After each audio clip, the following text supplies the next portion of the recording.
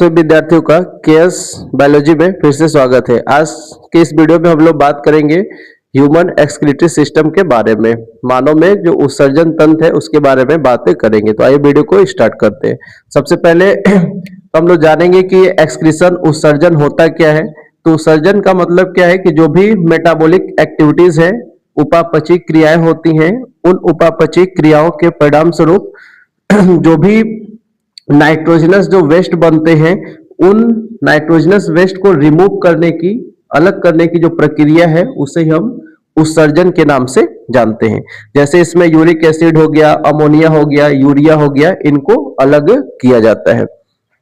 अब नेक्स्ट हम लोग बात करें कि जो एक्सक्रीटरी सिस्टम है, एक्सक्रीटरी सिस्टम में सबसे प्रमुख मेन जो अंग है, आर्गन है, वो कौन सा होता है? तो वो किडनी है ना। जो प्रमुख एक्सक्रीटरी आर्गन्स है वो किडनी होता है, जो वन पेयर्स के रूप में प्रेजेंट होता है। तो सबसे पहले किडनी की संरचना हम लोग देख लें। तो किडनी जो है ये वन पेयर्स के रूप में क्या होते हैं? पाए जाते हैं। एक जोड़ी ये पाया जाता है और ये पेरिटोनियम मेम्ब्रेन के द्वारा क्या होते हैं? एब्डोमिनल जो एक कैविटीज है उसमें ये क्या होते हैं? पेरिटोनियम मेम्ब्रेन के द्वारा जुड़े रहते हैं। नेक्स्ट जो एक किडनी है, किडनी के ऊपर क्या होती है? एक ग्लैंड्स भी पाई जाती है जिसको हम लोग एड्रिनल ग्लैंड्स बोलते हैं, या इसी को हम लोग इमरजेंसी ग्लैंड्स के नाम से भी जानते हैं।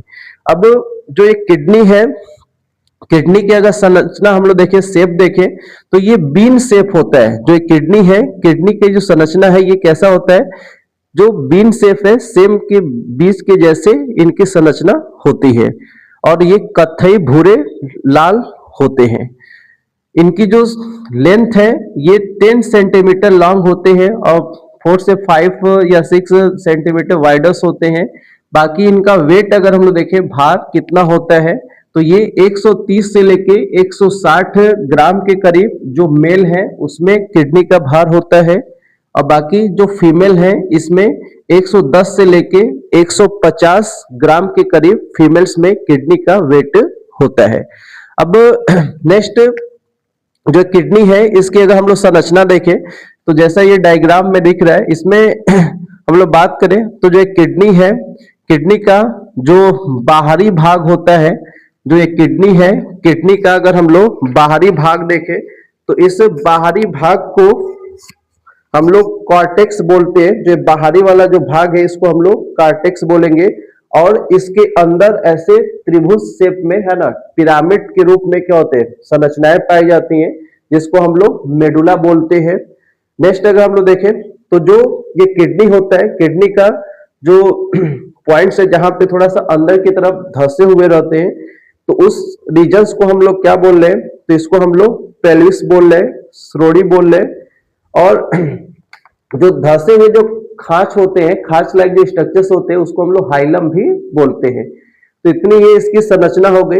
अब जो भी ब्लड है, ब्लड के सहायता से, है ना, जो भी वेस्ट मटेरियल्स वगैरह है, सबस्टेंस है, वो किडनी में आते हैं। और किडनी में जो किडनी की जो यूनिट्स है, स्ट्रक्चर जो फंक्शनल यूनिट्स होती है जिसको हम लोग नेफ्रॉन बोलते हैं, तो उस नेफ्रॉन के सहायता से जो भी ब्लड में जो भी हार्मफुल जो सबस्टेंस है उनको क्या किया जाता है? फिल्टर किया जाता है।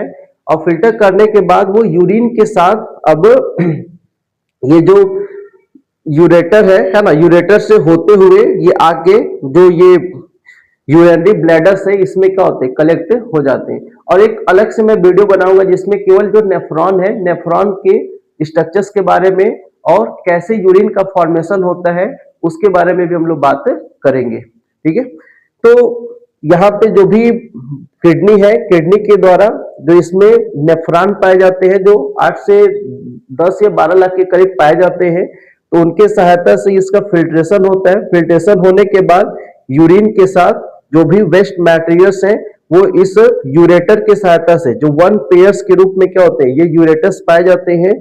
तो इस यूरेटर के सहायता से जो भी वेस्ट मटेरियल्स है यूरिन के साथ, वो आके यूरिनरी जो ब्लैडर्स है इसमें क्या होते हैं? कलेक्ट हो जाते हैं। और कलेक्ट होने के बाद ये यूरेथ्रा जो है इसके सहायता से क्या होते हैं? रिलीज कर दिए जाते हैं। तो इतनी ये प्रक्रिया जो है ये आपका मानव में उत्सर्जन तंत्र के बारे में हो जाएगा। ये डायग्राम पेपर में पूछा भी जाता है। तो आई थिंक आपको वीडियो समझ में आया होगा। मिलते हैं हम लोग नेक्स्ट वीडियो में, तब तक के लिए धन्यवाद।